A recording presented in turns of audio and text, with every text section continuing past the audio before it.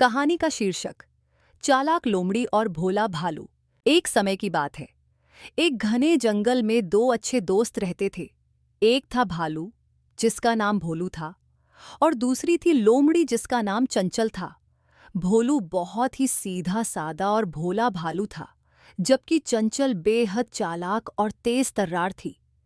दोनों एक साथ खेलते, खाना ढूंढते और जंगल की जिंदगी का आनंद उठाते थे। एक दिन चंचल को एक नए विचार ने घेर लिया। उसने सोचा, मैं तो भोलू से काफी तेज और चालाक हूँ, क्यों ना इसका फायदा उठाऊं और अकेले सारा खाना ले लूं।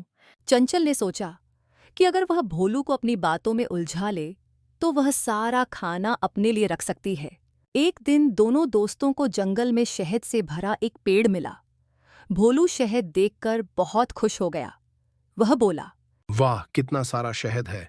हम दोनों इसे मिलकर खाएंगे। चंचल ने मुस्कुराते हुए कहा, हाँ भोलू, पर क्यों ना इसे थोड़ी थोड़ी मात्रा में खाया जाए ताकि यह लंबे समय तक चले। भोलू ने यह बात मान ली और दोनों ने तय किया कि वे रोज शहद का थोड़ा थोड़ा हिस्सा खाएंगे। अगले दिन जब भोलू शहद खाने के लिए पहुंचा तो उसने देखा कि शहद का काफी हिस्सा गायब था। उसे थोड़ा अजीब लगा, लेकिन उसने सोचा कि शायद यह उसका ही भ्रम है। चंचल ने हंसते हुए भोलू से कहा, शायद कुछ और जानवर आकर इसे खा गए होंगे। हमें जल्दी से शहद खत्म कर लेना चाहिए, नहीं तो कुछ और चोर आ सकते हैं। भोलू ने यह बात मान ली और उन्होंने उस दिन शहद का थोड़ा और हिस्सा खा लिया। लेकिन हर दिन भोलू को लगता कि शहद का हिस्सा कम हो रहा है। उसे समझ नहीं आ रहा था कि आखिर शहद कहाँ जा रहा है। चंचल हमेशा यही कहती कि शायद किसी और जानवर ने इसे चुरा लिया होगा। कुछ दिनों बाद भोलू को शक होने लगा कि शायद चंचल ही शहद को चोरी छिपे खा रही है। उसने सोचा कि वह इस बात का पता लगाएगा। भोलू ने चुपके से एक योजना बनाई। उसने चंचल से कहा, कल मैं खाना ढूंढने जंगल के दूर हिस्से में जाऊंगा, तुम घर पर रहना। अगले दिन भोलू ने खुद को छुपा लिया और देखने लगा कि चंचल क्या करती है। जैसे ही भोलू छुपा, चंचल शहद के पास आई और तेजी से शहद खाना शुरू कर दिया।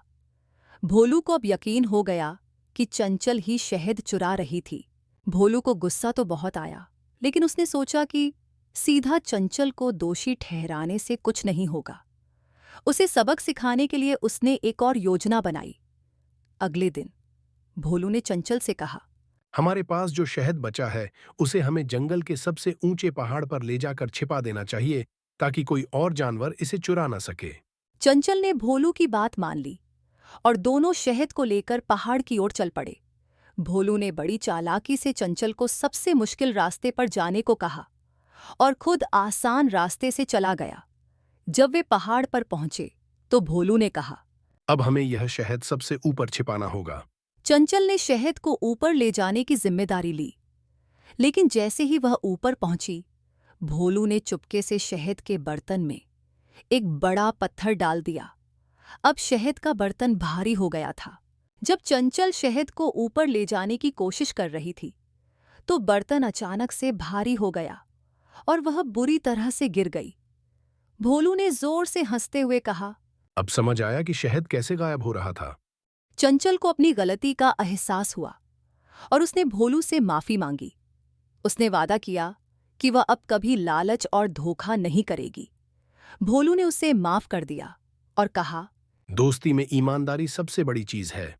अगर हम एक दूसरे के प्रति सच्चे नहीं रहेंगे तो हमारी दोस्ती का कोई मतलब नहीं होगा। उस दिन से चंचल ने अपनी चालाकी और लालच को छोड़ दिया और दोनों दोस्त फिर से मिलकर खुशी खुशी रहने लगे। सीख: लालच और धोखा हमेशा दोस्ती को नुकसान पहुंचाते हैं। सच्चाई और ईमानदारी से ही रिश्ते मजबूत होते हैं।